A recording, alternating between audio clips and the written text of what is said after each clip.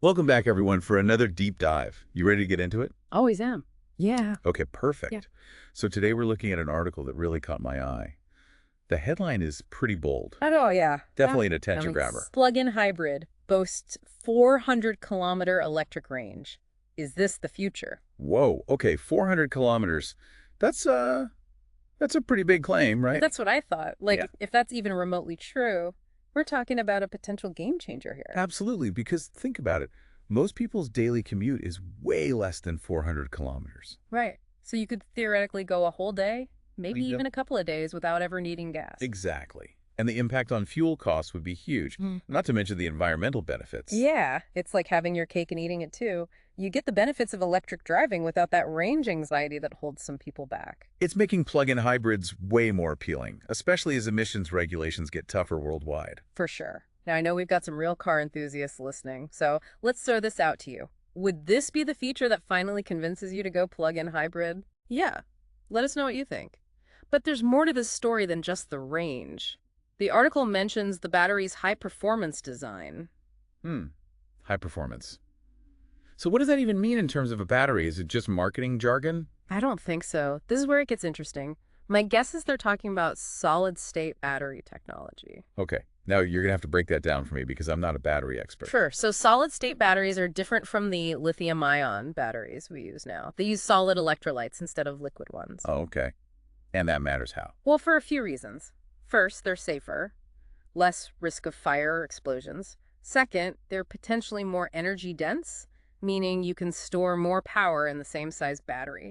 So that's how they're getting 400 kilometers. Could be. Plus, they supposedly charge faster and last longer than traditional batteries. It's a pretty big deal if they've cracked this. Yeah, no kidding. So this isn't just a one-off achievement. This could signal a whole new era for plug-in hybrids. Absolutely. And it could even force the entire car industry to rethink their strategies on EVs. Okay, so let's play devil's advocate for a second. 400 kilometers sounds great, but is that in perfect lab conditions? What about the real world? Right, you've got to factor in things like temperature driving habits.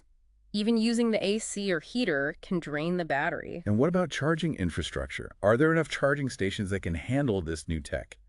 The article doesn't really address that. It doesn't, and that's a huge EE factor. Let's be realistic.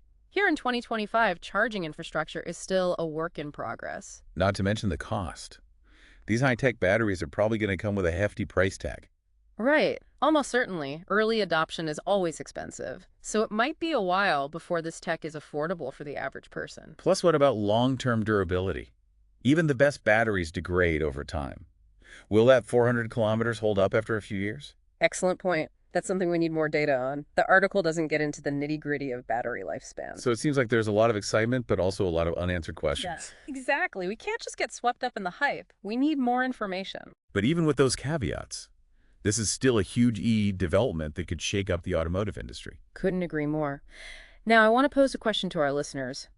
If this technology really takes off, what happens to fully electric vehicles? Oh, interesting. So do EV manufacturers double down on their tech to compete? Possibly.